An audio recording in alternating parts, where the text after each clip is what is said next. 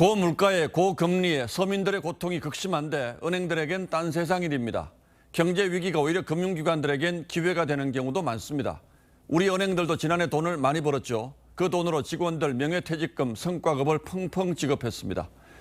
기업이 돈 벌어서 직원들에게 나눠주는 차원을 넘어섰다는 비판이 적지 않아서 그 시시비비를 따져보겠습니다. 자, 홍혜영 기자, 일단 지난해 은행들이 지급한 성과급이 어느 정도였습니까?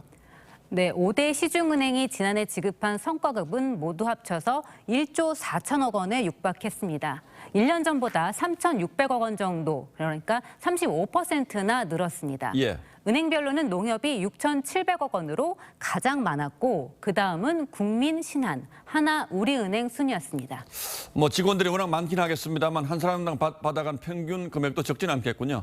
네, 그런데 특히 임원들이 가져간 금액이 컸습니다. 국민은행 임원이 1인당 평균 2억 원 이상의 성과급을 받았고 신한, 하나우리은행도 평균 1억 원대였습니다. 임원 한 사람이 받은 성과급 최고 액수는 국민은행으로 무려 15억 원이 넘었습니다.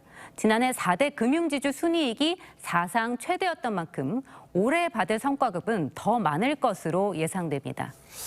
문제는 대출이자 부담이 너무 커졌다는 데 있지 않겠습니까? 그래도 은행들도 할 말이 있겠죠?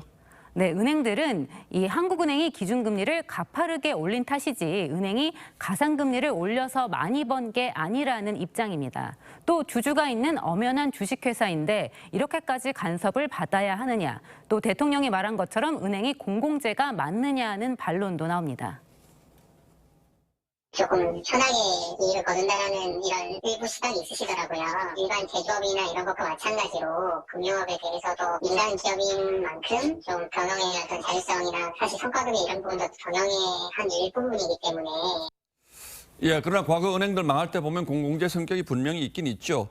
은행은 분명히 일반 기업들하고는 다르다고 보는 게 맞지 않을까요? 네, 그렇습니다. 금융당국의 시각도 그런데요.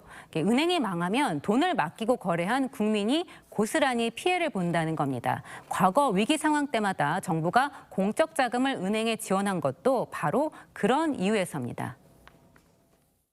자기 돈이 아닌 건데 국민들의 돈을 통해 가지고 이자 장사를 하면서 돈을 버는 게 바로 은행이란 말이죠. 어떻게 보면 우리 경제 공공의 역할을 하고 있는.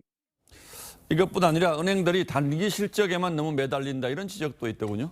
네, 맞습니다. 돌이켜보면 지난해만 해도 우리은행 직원의 600억 원대 횡령 사고가 터졌고 또 일부 은행은 사모펀드를 무분별하게 팔아서 고객들이 막대한 피해를 보기도 했습니다. 이 은행이 이자 장사 같은 단기 실적에만 치중하고 부실 위험에 대한 대비나 내부 감독 또 금융 시스템 안정을 위한 투자에는 소홀했던 게 아니냐는 비판이 나옵니다.